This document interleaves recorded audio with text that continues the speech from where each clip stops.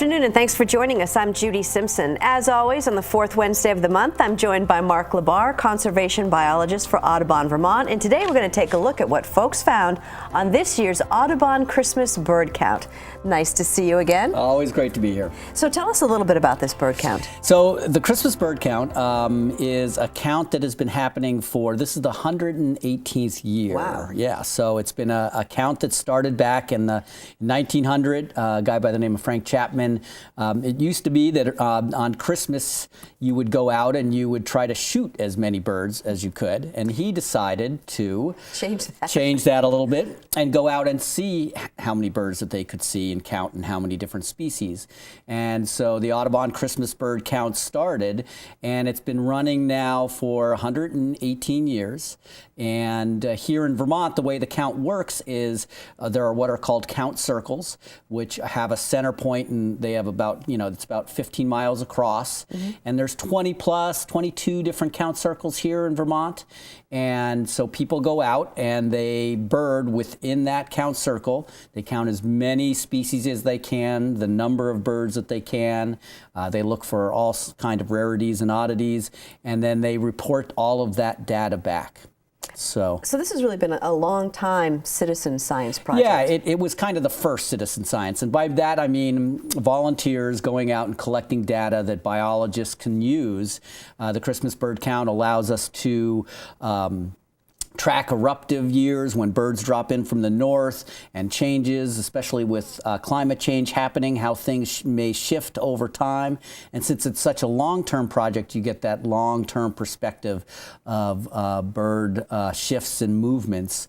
And it's a great way to get people involved. Audubon's been doing it and coordinating it, and just get people out there and birding, and people get excited about it. Usually at the end of a count, there's people all get together and they'll eat and they'll discuss birds, socialize. So it's a great time, and it's a great thing for biologists too. And it's a good time to see birds because there are no leaves in the trees. That's right. So you can see a lot of, and there's, sometimes it can be cold. Mm-hmm. This year was a cold one, and sometimes you do get a wide variety of birds that you wouldn't expect to see in the wintertime. So what did people see this year? So I'm going to start out. It's been a good snowy owl year. So snowy owls have been seen up and down the state, a lot in the Champlain Valley. This is a great shot that was sent in by Lynn Jarvis, the producer, the past producer of Across the Fence. And this is one that he saw up in South Hero. And we both liked this one. I went back and forth just because it looks like it's marching up on top of the roof next door. But snowy owls were seen on the Bennington count, the Champlain Islands count, the Ferrisburgh count. A lot of them been seen in the Champlain Valley. Mm-hmm. So this has been a good snowy owl year. So that got reported on the Christmas bird count. Another owl, and this is one that people really don't see all that much. This is a long-eared owl. I don't think I've ever seen one of those. Yeah, and they're a bird that is in Vermont. They're not as common as barred owls and great horns, and they're very difficult to see. And I haven't checked with the folks there. This was found on the Middlebury area count. Mm-hmm. This could have been a bird that was heard rather than seen. Oftentimes the bird will hang very close to a tree trunk, and you can see very cryptic coloring, but those two ear tufts, I say quote unquote ear, they're just feather tufts, are where it gets its name, the long-eared owls. And so what else have folks been seeing? Well, again, this time of year, it's winter, so you do get good eruptive species or species that will move around. This is a white-winged crossbill. This year is a really good cone crop year. There's a lot of cones, and because of that, there's a lot of seeds out there. And the crossbill, I don't know if you can see from this picture, but the bill actually crosses there on the tip. Well, you can see that long kind of top mandible, and that allows the bird to put its bill and open cones. By closing its mouth, it can open the cone and access the seed. So this is a bird that occasionally comes down. We see it oftentimes, in these, good cone years. And, we had white-winged crossbills. They had 25 on the Island Pond count. The East Franklin County count had 7 of these birds. So again, a good bird for birders when they're out. Now, the red crossbill, Slightly different than the white-winged, but this bird was another bird. Again, same thing, good crone year, and folks were seeing it down in Barnet and Ferrisburgh, as far south as Woodstock and Springfield, all those different areas. So a good year for the crossbills. You can really see that crossbill in Yeah. the picture. Yep. All right. What? How about raptors? So raptors are always a good one. They're around. This is one of the better ones. Technically not a raptor. This is a vulture, but this is a black vulture. And black vultures are we think of vultures here. We often see turkey vultures circling around. They have the red head, and they have a longer tail. But the black vulture has that black head and that real short, dinky tail. So this was seen down in Saxon's River. So that count circle down there picked up this bird. Another good bird is a golden eagle. Ooh. So this is a bird that was picked up in the Burlington count. Now, many of the counts had bald eagles, and I'll report on our annual Audubon Midwinter Bald Eagle Survey probably next month. Bald eagles are pretty common nowadays. You see them a lot in winter. There was one report of 22 in one part of Vermont. But golden eagles, on the other hand, these are birds that we only occasionally see here, so a great bird to get picked up on the Christmas bird count. Now I see that, and I think maybe it's just an adolescent bald eagle. Yes, so the immature bald eagles, but you see right on the kind of the crown of the head there has that golden hue, and so that's one of the clues. But it's very difficult sometimes, the immatures versus the goldens, if you see them real quick. Another good bird that was seen on the Ferrisburgh count is the red-shouldered hawk. This is a hawk that we have here in Vermont, but again, for wintertime is a good one. And you can see that rusty color on the shoulder there. It also has rust underneath the wings there, so hence its name. And in the falcon department, the Ferrisburgh and the Mount Abraham counts had kestrels. So the kestrel is a small falcon that we often see in the summertime out over agricultural fields, oftentimes sitting up on power lines, but come this time of year, not as frequently, so another good bird for the Christmas bird counts. Now, do these birds usually head someplace else for winter? Or? Oftentimes they'll head south. Some of them are short distant migrants, so they'll just move to the mid-Atlantic or southern U.S. You know, a lot of our birds are neotropical migrants. They fly all the way down to Central and South America. So some of these birds are here because there's a good, crop of cones. They'll come down from the south. Sometimes we see robins because there's a good crabapple thing, and sometimes you just get birds that just stick around and make birders happy. Let's talk about some of the smaller birds.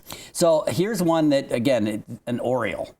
Now, this is a bird that is a summer bird for us here in Vermont, and this one was seen at both the Brattleboro and Hunger Mountain. So this was a good bird for them, so a bird that we normally don't see in the winter. Our state bird, the hermit thrush. This is a bird, again, this is one of those short distance migrants. This is a bird that it just moves to the southern U.S. It doesn't necessarily make a big migration thing, so, we do occasionally see this. One of these was found on at least the Woodstock count. And so it has that reddish tail, but again, to see, we're used to hearing that flute-like song in the summertime, so a good find in the winter. And then, a bird that we find in the grasslands during the summer is the savanna sparrow. Looks a lot like a song sparrow, but you can see it has that little yellow there right before the bill. So that was a good find for the islands and St. Albans count. Oh, great. So they picked up one of those. And again, probably, a short distance migrant, but sticking around in the Champlain Valley, there's obviously enough food for it, so taking advantage of that. And then the last one, red-bellied woodpeckers. Now, this is a species that has been basically people are seeing more and more of it. It's a species that comes into the feeder. So this was another bird, Woodstock in the Springfield counts and a number of other counts had these birds on it. It gets its name because it has a reddish hue to the belly. I was going to say, you can't tell in that You can't quite tell with this one, but this is one of those birds that are slowly expanding their range, and people are seeing them on their feeders, and much to everybody's delight. We get our Harrys and we get our Downies, and we can add these guys now to and the so feeders. about what size is that bird? Is it? It's about the size of a downy, a hairy woodpecker. So, you know, a medium-sized bird, size of a robin, that in that zone. But, you know, people are picking them up more and more here on, especially on the counts, because they do come into feeder stations. Anything else worth mentioning? So one of the things that, you know, again, it's interesting where you go in order to find these counts. People have been finding things like an Iceland gull. Now, this is a bird that isn't from around here, obviously, from much further north, and that's the bird at the very top in the center there. It's and this is a bird that was found at the Grow compost facility down in Waterbury. So gulls taking advantage of that compost facility. Iceland gulls, glaucous gulls. A great place if you want to go identify birds is to head to the dump or the compost facility. And then another bird that we had is a Wilson's snipe. This is a woodpecker kind of bird, not woodpecker, but sandpiper. It'd be a tough woodpecker. And this was seen on the Mad River and Northfield count. So this is a good bird, obviously enough open water for them to take advantage of. And there must have been a fair amount of the regulars that you would expect to see. Yeah, sure. So plenty of chickadees, although some of the counts noticed a drop in chickadee numbers. They didn't have as many in the past. And chickadees are regular feeder birds. So here's one on a feeder that I got from my good friend Mary down in Rutland. So this is a new feeder up at the Audubon that the chickadees have really been, they don't seem to mind that it's an owl. Maybe it's because the eyes are closed on that one. So thanks to Mary for that. You know, we also see goldfinches. You know, they come in, and people have been seeing them all over the place, especially recently within the past couple of weeks. They've just kind of descended on feeder systems. And I've had 30 plus at my feeders there, and they've been all over the Audubon. Do you think the weather has anything to do with that? Probably, yeah. And it just seems like once it got, you know, these birds came in, and it's feeders are a good source of food, and they move in flocks. So when they show up in numbers. And then finally, it's been a really good year for juncos.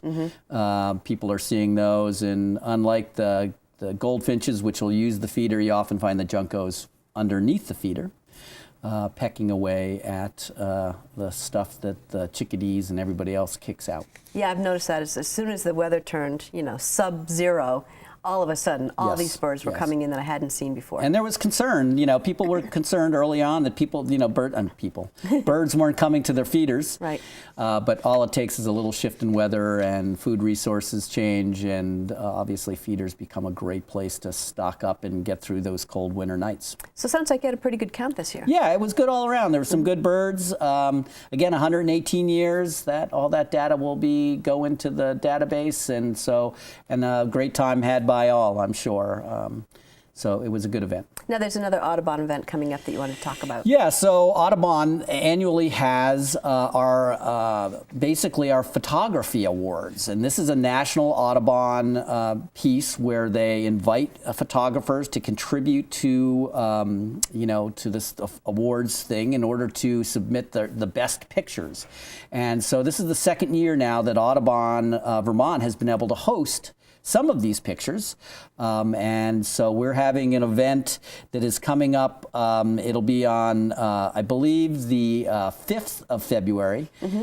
People can email me or call down at the Audubon at the number at the end of the show here, and that's down at one main lobby at Main Street Landing. So that's down in the train facility there, and people, if they want more information, please give a call, or they can go onto the Audubon Vermont website and find out more about this event. It's some great pictures, some great shots. It's free. so people can come down and look at birds in a nice warm environment. Sounds good. Well, if you have a bird-related question and you want to contact Mark, you can write to him at Audubon, Vermont, 255 Sherman Hollow Road in Huntington.